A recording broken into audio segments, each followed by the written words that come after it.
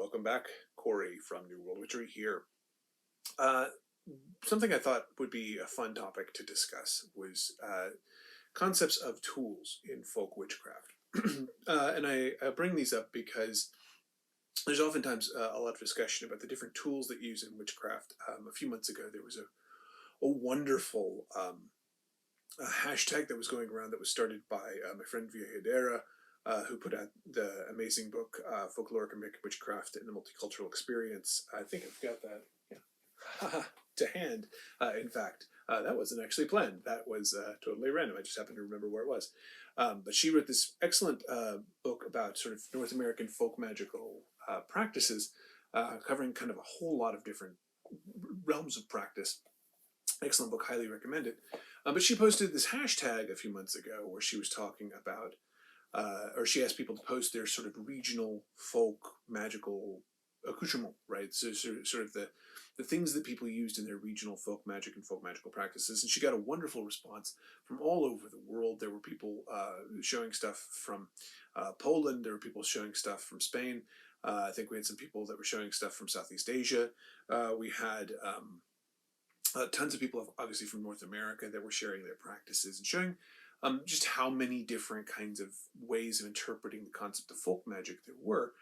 One thing that kind of emerged from her work and from that whole phenomenon was that there were definitely pieces that were common to a lot of different practices.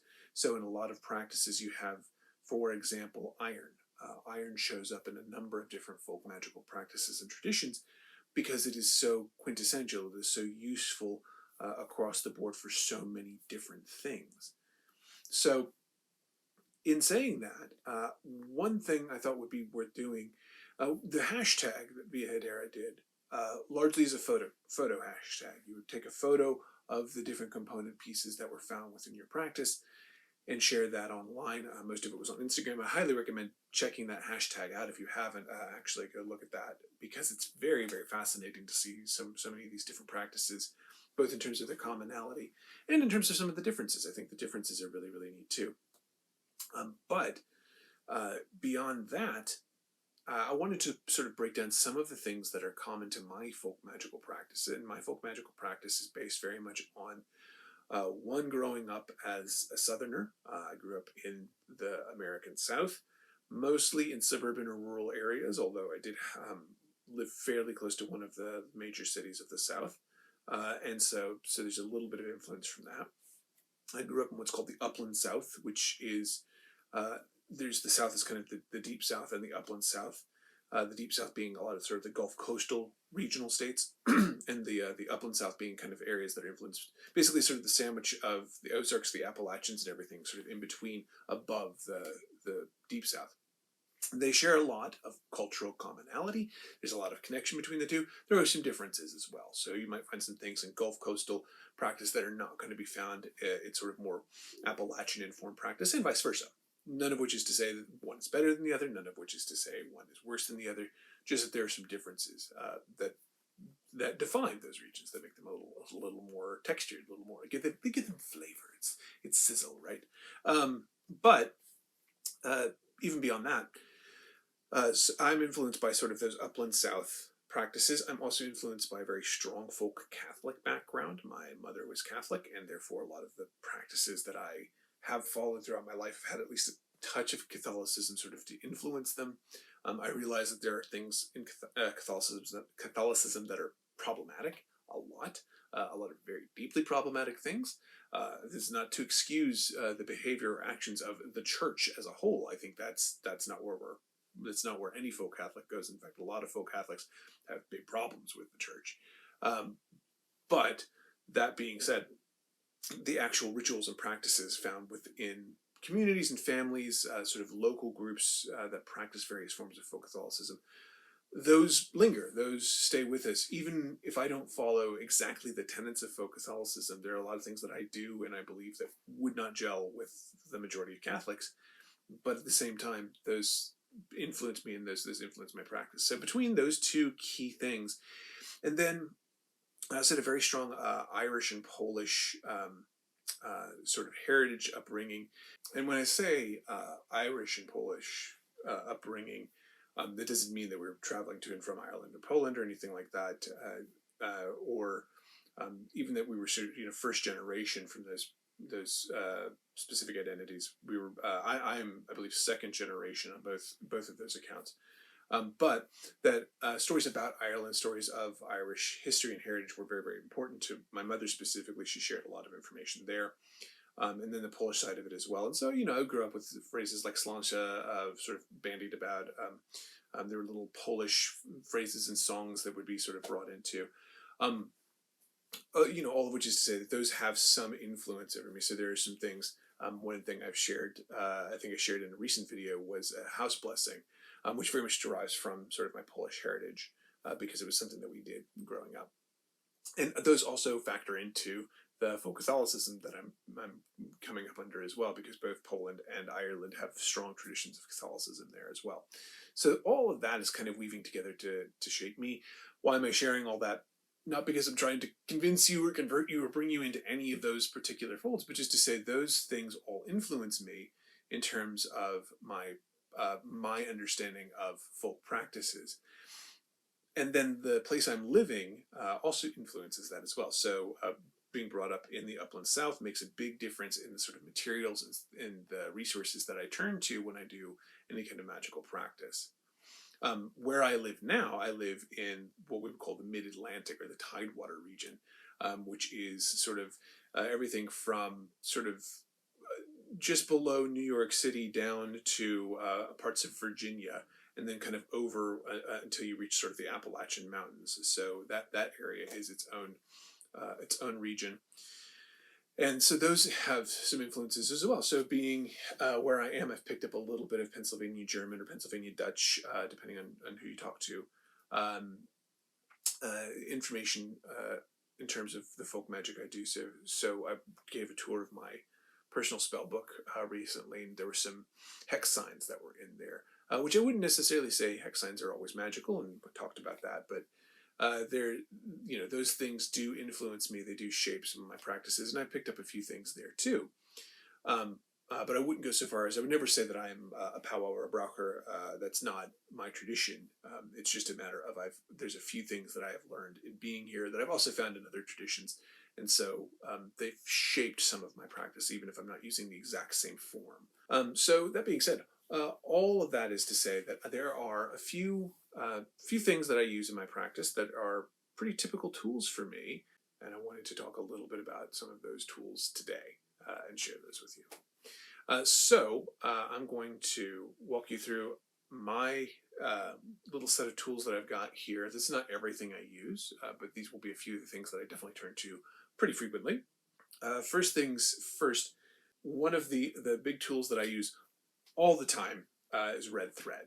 Red thread, this is red yarn, same kind of thing.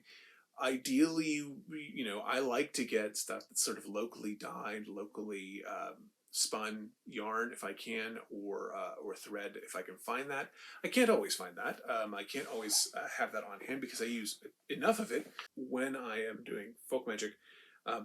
I can run out, and so I wind up having to go and get whatever's kind of convenient. But generally speaking, I like to use red thread for anything that involves sort of binding a charm together.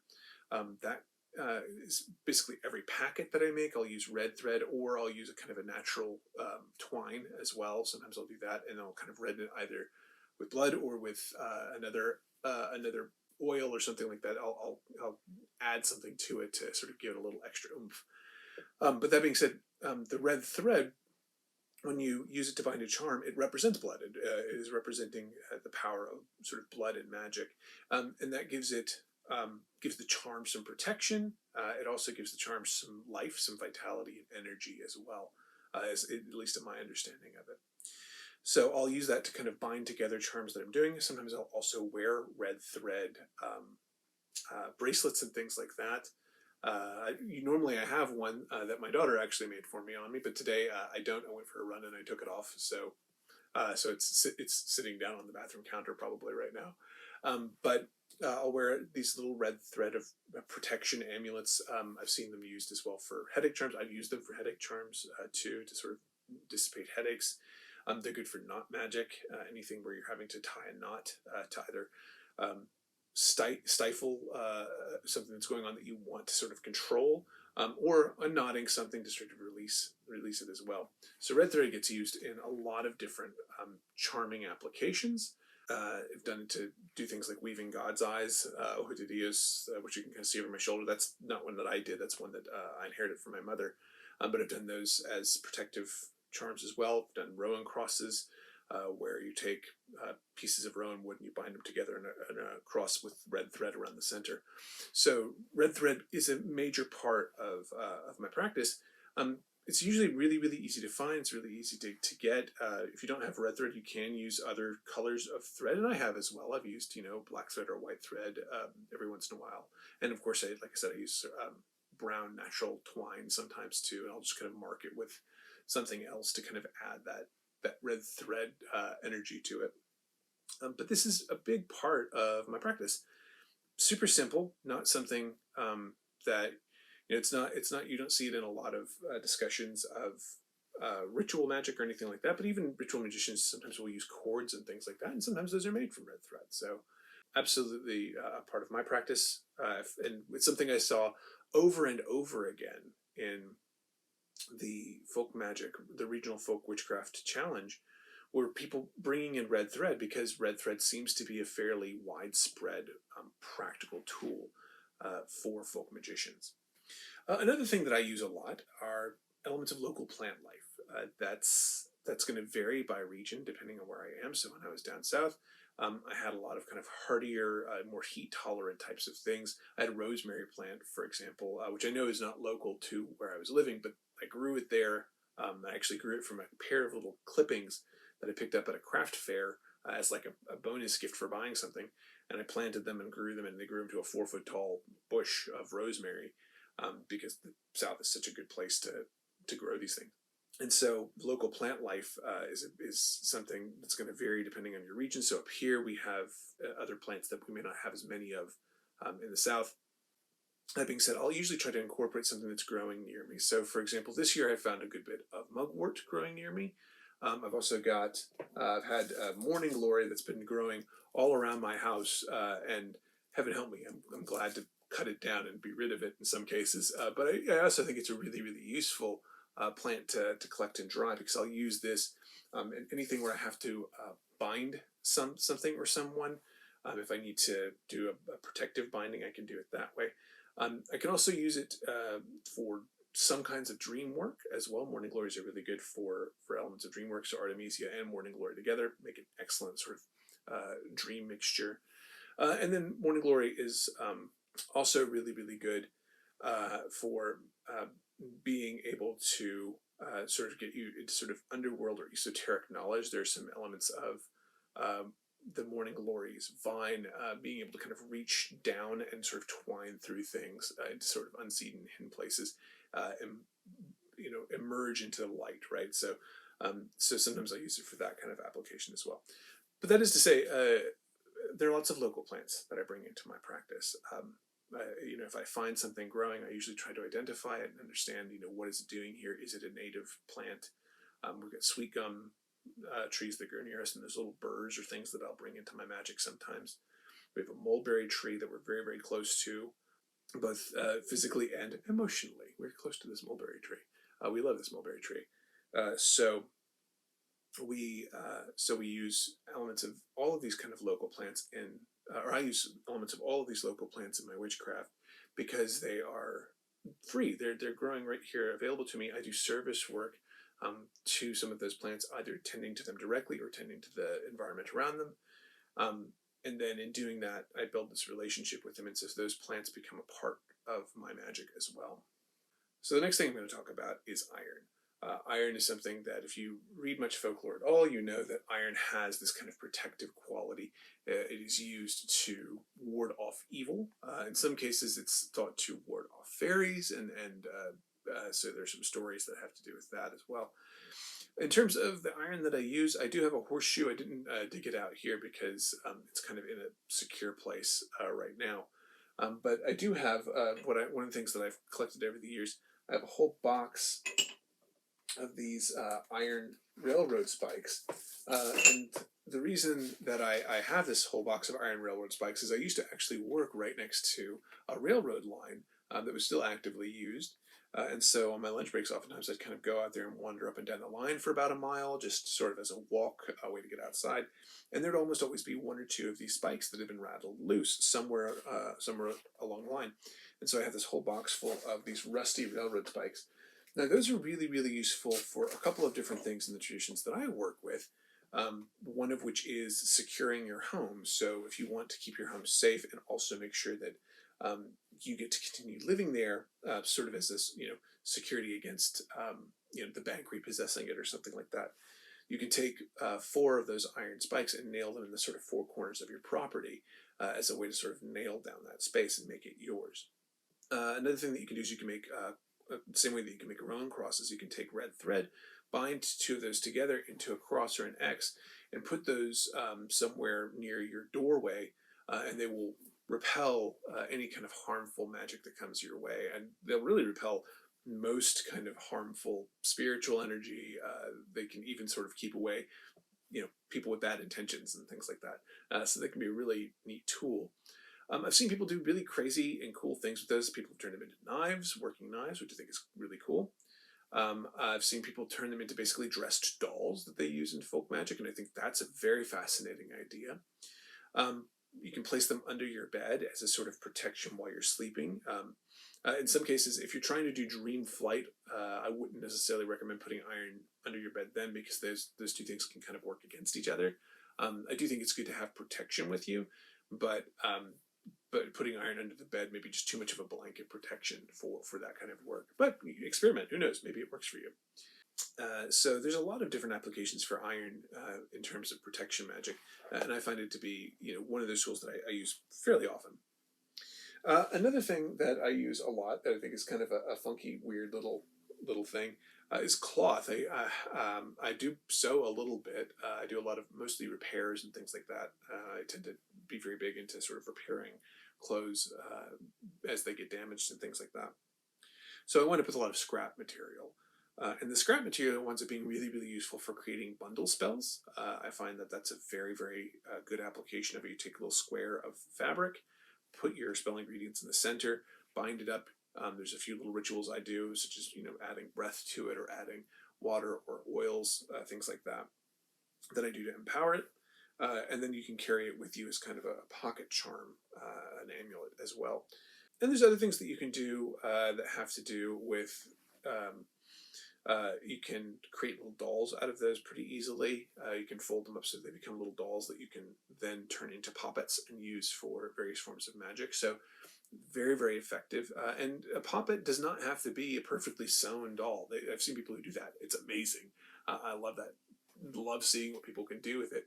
But it literally can also just basically be a bundle spell that you wrap around a stick and then cover with like a little cloth dress. And then you've got a little doll, right? And you can use that very, very effectively in folk magic as a way to influence a particular person, or you can even empower it to sort of be your little kind of magical helper doll, right? Sort of if you've ever read Vasilisa the Beautiful from Russian folklore, then her little doll sort of has the spirit of her mother in it and helps her out with a lot of different things. You can do that too. You can give it a spirit, give it a name, and use it to sort of help out with various magical tasks. I know a lot of people say if you do that, you want to have a set amount of time that it's going to work, and then you disassemble it and sort of free that spirit to go off and do what it wants to do. That's big in Pennsylvania German tradition. The Urglova community does something called a Mutzmann, which is like a little doll scarecrow that uses a similar principle. They may or may not use scraps of fabric. I think some folks I've seen do that. Their biggest thing is to make sure that you're using some of the plant life from your land as well, which I certainly wouldn't poo-poo. I think that's a good idea. But these little bits of fabric, saving little bits of fabric. Some people, save torn clothes. Some people save old socks and things like that. Those little bits of fabric can be very, very powerful ways to bind your work together or to create something kind of moldable and easy to use in folk magic. So it is something that I noticed a lot of people have versions of that, even if it's not scraps of fabric. They'll have some kind of fabric-like item that they can use to sort of mold into something else. So for some people, it's clay. They'll use clay because they can mold that into a doll, right? It's very effective. The next thing I'm going to talk about is probably the thing I use one of the most often of any folk magical traditions or charms, and that is literally paper and pen. I tend to do a lot of written charms because a lot of the charms that I've learned from places where they have these traditions of writing down charms that you stuff into things, right? Or I'll write a petition, or I'll write a little piece of a psalm and I'll slip it into a spell bundle. Sometimes I'll make the spell bundles out of paper themselves. That's actually something I've started doing a lot more often lately, is making packet spells where I'll just take a piece of paper, write out my petition, put the herbs or whatever else I'm using to sort of represent the home for the spirit that I want to help me with this problem into this bundle, fold it up really tightly, and then bind it up with red thread. And I carry that in my pocket, or I'll put it in a place where I think it's going to have influence. And it's very, very effective for doing that kind of magic. I have a lot of little scraps of paper. I tend to use kind of nicer paper for this, but you don't have to. You can use any kind of paper is perfectly effective for this. I know in, for example, hoodoo, a lot of traditions say to use brown paper bags, tear up brown paper bags and use those.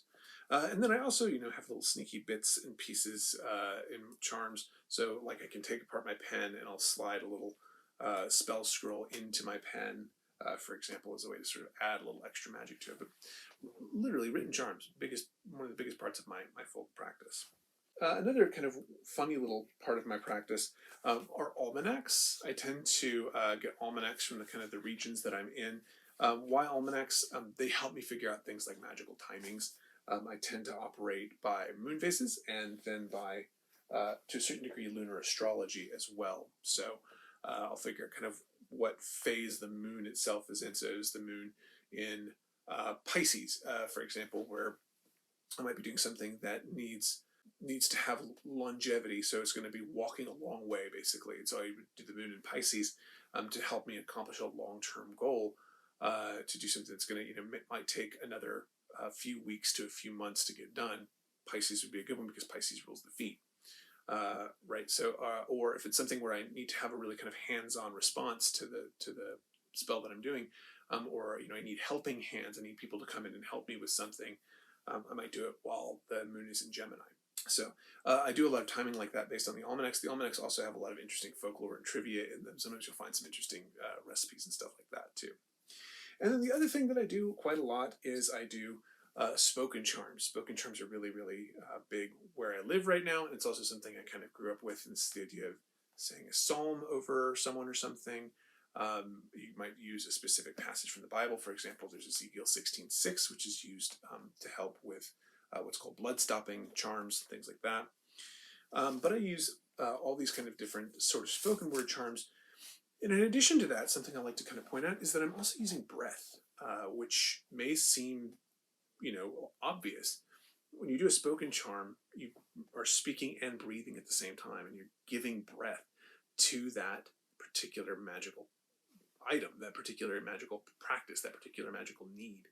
And the sharing of breath is really, really powerful because breath is part of what animates us, it's part of what keeps us alive. It's almost like blood in the ability to sort of invigorate and enliven something. And when I do dolls, for example, I oftentimes breathe onto them, or I do that with charm bags and things like that. I'll breathe onto them to give them that little bit of life, that little bit of invigoration and energy. So I tend to use those as well. So those are often a big part of my practice.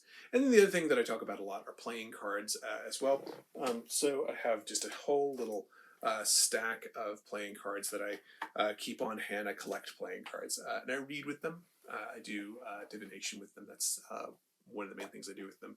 But every once in a while, I'll actually, I have some decks that a friend of mine got for me and that I can find that are used poker decks, basically. So when a casino retires a deck out of use, they'll give it to these companies that buy them and sell them off cheaply. And I'll use those, I'll actually fold those into spells. I'll use certain cards and combine them to create specific influences based on my reading system, which I've got a whole book about that, but and I'll do another video on cartomancy at some point. but I add the specific cards into the spells that I'm doing sometimes, or even sometimes I'll even burn a card as a sort of offering or a indication of something that I need as well, or I'll write on the card. I'll put a specific charm on the card and carry that with me. So those are a handful of some of the tools that I use regularly as a folk magician. These are not necessarily, do I use candles? Absolutely, I use candles. Do I use athames? Not really. I do use a knife every once in a while to cut things as part of my practice, right? Bowls of water. Water shows up in my practice, sure, but I'm not, putting out bowls of water. Salt, sure. Sometimes I'll incorporate salt as an element of my practice, or, and I have been known to use it for barrier making and stuff like that. Most of my spell work is this kind of hodgepodge of materials, many of which are very, very cheap or free. The plants you can kind of gather for free. The iron spikes I gathered for free, just investing the time to go look for them, right? If I need water, one of the things I like to do is go down to my local spring and just bring a jar and collect some water that I'll use, right? I did pay for this little charmer Psalter that I've got, but I also have an old family Bible that I use. And you can oftentimes find those given away for free. People love to give those away. So if you need a book like that, you can do that. Playing cards are not expensive. They're a couple bucks a pack. And oftentimes you can find those for free or people kind of giving them away. Cloth scraps, like I said, if you use clothes that wear out, tear up, and you just tear those into scraps of fabric, one, you have something to repair your clothes with, which is really useful. And two, you have something you can make magic out of. Paper and pens, not terribly expensive. Something you can get pretty cheaply.